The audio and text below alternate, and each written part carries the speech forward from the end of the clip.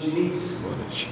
Danilo do Expresso 1923, são 9 meses do seu trabalho aqui no Vasco da Gama e hoje a gente viu uma repetição de erros em saída de bola, erros individuais, erros na construção ali de jogadas de troca de passe. O que você acha que está acontecendo? Você acha que foram erros que a gente pode enumerar jogadores diferentes? Puma, Robert Renan, Cuesta, Piton. Tem alguma coisa para alterar, tem alguma coisa para mexer, até porque não passa apenas por um erro individual, mas por um erro coletivo da defesa, vários jogadores errando ao mesmo tempo? Primeiramente, boa noite. Eu acho que tem, se você quiser focar nos erros, mas teve muito acerto. Se você pegar como o time jogava o ano passado e como está sendo jogando agora, não é o mesmo time. A maioria das vezes que a gente saiu jogando, a gente saiu limpo. Então é um time que pressiona alto e a gente conseguiu sair. Então o time melhorou nesse quesito. Obviamente que aconteceram erros que não pode acontecer. Mas a gente não tem como abrir mão só porque errou. E tem alternativa o time. O time teve bola longa. A gente saiu com bastante bola longa ano passado, com bastante bola longa contra o Flamengo. Saímos curto, o time está alternando. Agora, se você não quer errar nunca, então você não está jogando. Aí vai reclamar porque faz muita bola longa. Já estamos discutindo o resultado do jogo. Eu estou triste pelo resultado do jogo, mas o time não jogou mal. E o time jogou bem, uma das coisas, porque saiu jogando a maioria das vezes bem. Em que pese a gente tem errado na saída, como saiu contra o Maricá e como errou hoje. Agora, os jogadores não acertaram muita coisa na saída hoje. Estava com o Puma, errou, passe daqui e você. Mas ele acertou outras coisas, teve personalidade para jogar, acertou um lance muito mais difícil do que esse. Agora, se a gente fizer contabilizando só o erro, o time vai ficar estacionado, e o time não vai ter coragem para fazer, não vai ter margem de melhora. Então, toda bola que a gente pegar, a gente chuta, que aí não tem problema. Aí, quando chuta a bola e perde a segunda bola e toma gol, vocês não contabilizam. Contabiliza só quando a gente erra. Mas o que o time vai fazer? O time vai melhorar a saída, vai treinar mais, vai aproveitar do que aconteceu hoje dos erros e vai evoluir. E você vai saber melhor a hora de sair jogando, a hora de fazer bola longa. Vai ser um jogo de erro. O Mirassol é um time que está jogando também. Nós roubamos mais bola do Mirassol lá do que eles roubaram da gente no jogo de hoje. Nós temos mais bola no gol do que o Mirassol. Nós tivemos mais controle do que o Mirassol. Nós perdemos o jogo, nós não jogamos mal. Então, a saída do ano passado era muito mais difícil para a gente tinha muito mais insegurança para sair. A gente tem que pegar o que aconteceu no jogo de hoje, e eu não concordo que são os mesmos erros. Você vai falar que é o erro de saída, de uma maneira geral e simplista. Mas a maneira como a gente conseguiu construir o jogo hoje e ser dominante em boa parte do jogo foi justamente porque a gente conseguia sair com a bola dominada lá de trás. Porque a gente fica chutando só a bola para frente. E hoje a gente nem tinha um jogador alto para disputar a bola. A gente ia sofrer bem mais do jogo que a gente sofreu. A gente fez uma boa partida e infelizmente a gente não conseguiu o resultado.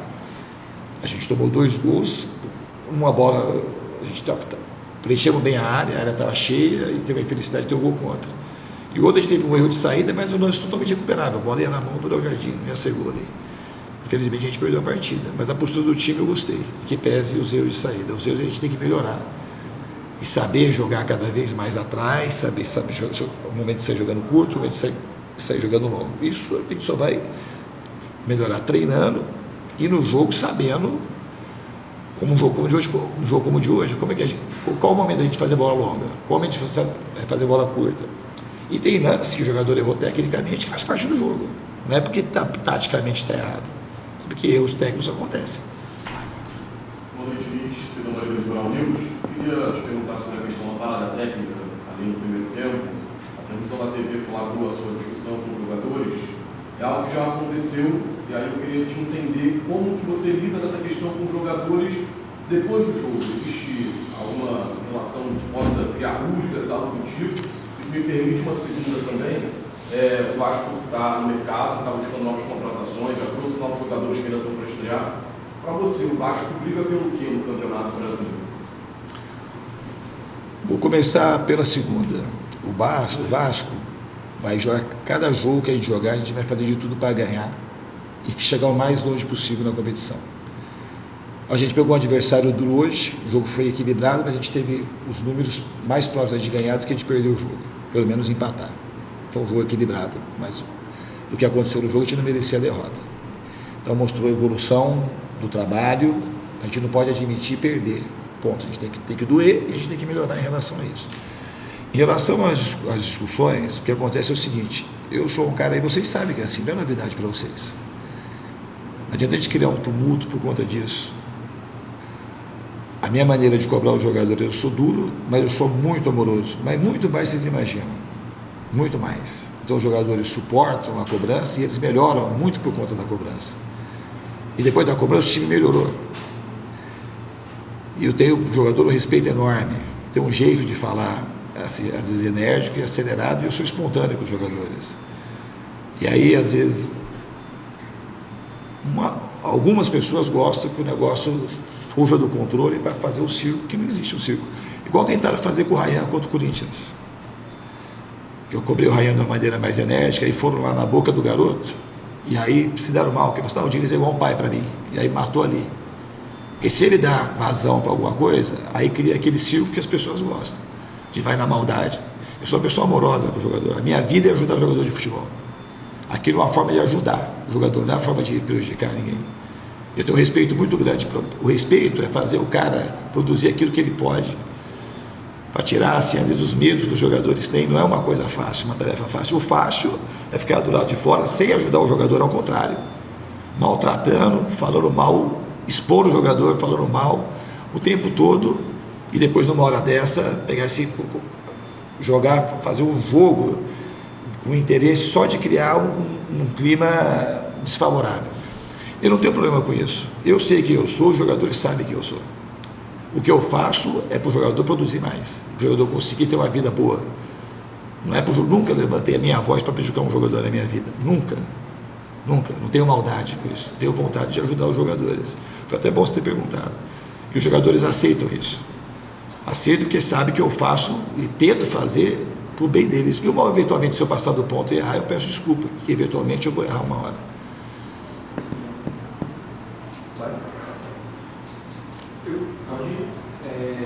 Fernando, queria saber a respeito da situação dos reforços, né, do Ministro e do Brenner, quanto você pretende contar com eles, como que eles estão à disposição do Vasco, e sobre possíveis reforços do Spinelli e do Cuiabano. Como está essa situação? Eles já estão adiantados, tem negociação, foram jogadores que você pediu? O Brenner e o Rinestrosa, eles conseguiram assinar a documentação só 2 dias atrás, então eles entraram uma vez só com o time. A gente vai avaliar com calma quando que eles podem jogar e qual a minutagem que eles podem jogar. E a gente pretende contar com eles o quanto antes. Em relação ao Cuiabano e o Spinelli, a gente vai tratar internamente. E não vou abrir aqui para vocês, são nomes assim que de fato eles surgiram, mas a gente está tratando internamente para ter o melhor desfecho possível. Diniz, boa noite. A gente percebe que o Vasco tem um pouco mais de dificuldade em jogar na saída de bola quando os times têm a linha alta, mais do que quando os times têm a linha baixa.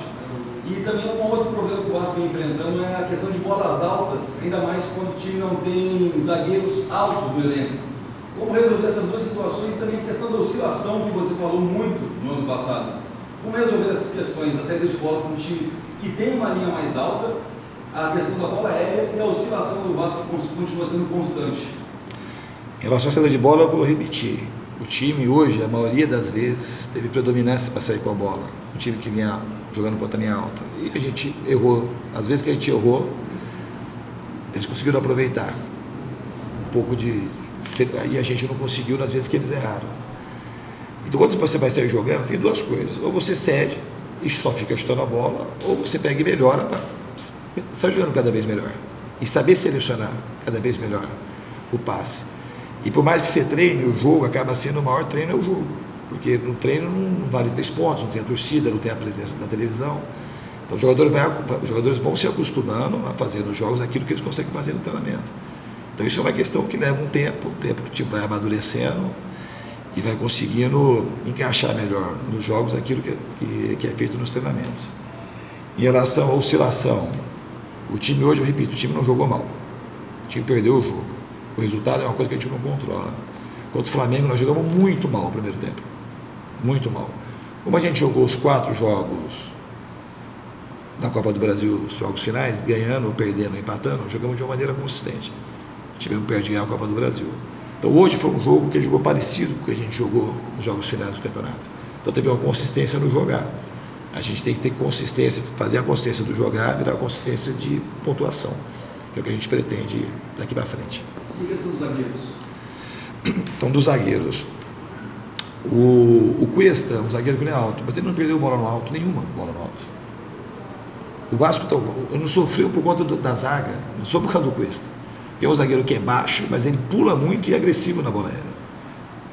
O gol que a gente tomou, teve uma disputa do Puma com um jogador deles, que o Puma quer um lateral alto, e a bola voltou para a área. E o Cuesta foi tirar e teve a infelicidade de fazer o gol contra. Contra o Flamengo, sobre uma bola aérea, somente de jogada de bola parada, que os jogadores, os zagueiros não estavam na disputa. Foi disputa individual, de jogador que estava marcando. Então a gente colocar, reduzir, se tivesse um jogador mais alto, na zaga, a gente ia acabar com o problema da bola aérea, não é isso. O Saldívia também não é um jogador alto, mas é um jogador que quase toda a bola aérea ele leva vantagem também, porque é um jogador agressivo. O Sérgio Ramos não era um zagueiro alto, mas como o Cacilhas não era um goleiro alto. Assim, então não é questão só de ter altura. Obviamente, se tivesse um zagueiro mais alto e com boa impulsão, teria talvez mais predominância em bolas aéreas, tipo como é o Fabrício Bruno. Mas os zagueiros que a gente tem, eles conseguem se virar muito bem na bola aérea. Diniz, boa noite. Taíne, do PGD Esportes. Diniz, contando com a partida de hoje, a reta final do Brasileirão do ano passado, são 8 derrotas em 9 partidas. Como que, diante disso, reconstrói a confiança do grupo somente nessa competição? E que sinal o Vasco pode dar para o seu torcedor que vai acontecer uma reação? A primeira coisa é não pegar esse recorte que você pegou. Se você pegar o recorte enviesado para o lado negativo, aí a gente estaria com problema. A gente terminou muito bem o ano. A gente teve muito problema na reta final do Brasileiro e depois tivemos uma boa partida contra o Inter, ganhamos em casa, e na Copa do Brasil a gente jogou bem. O time que joga bem, como jogou na reta final da Copa do Brasil, joga bem hoje, é um time que está perto de ganhar. A gente não tem que diminuir o rendimento para poder achar que vai ganhar. Então é uma coisa meio natural, a gente tem que controlar aquilo que a gente consegue, de marcar cada vez melhor, de errar cada vez menos na saída ou no ataque, ser mais contundente quando tem as chances criadas, para a gente ter mais o resultado de vitória. Mas a primeira coisa é o time conseguir jogar bem. A última. Boa noite, Diniz. Giovanni da Terra de Mirassol. Diante das vezes que o Vasco enfrentou o Mirassol, ele saiu para a derrota de campo. Queria saber qual que o Mirassol tem alguma prioridade a mais no meio, coletividade, seja melhor que o Vasco para conseguir essas vitórias? Os jogos foram equilibrados, o Mirassol ganhou, a gente poderia ter ganhado. Os 3 jogos que a gente jogou foram bons jogos, mas o jogo em si, a gente jogou bem contra o Mirassol. O Mirassol é um time equilibrado, é um time que tem confiança pelos resultados que eles foram alcançando desde o ano passado, mas dos 3 jogos a gente poderia ter vencido, empatado ou perdido. Infelizmente a gente perdeu os 3. Obrigado, Vinícius.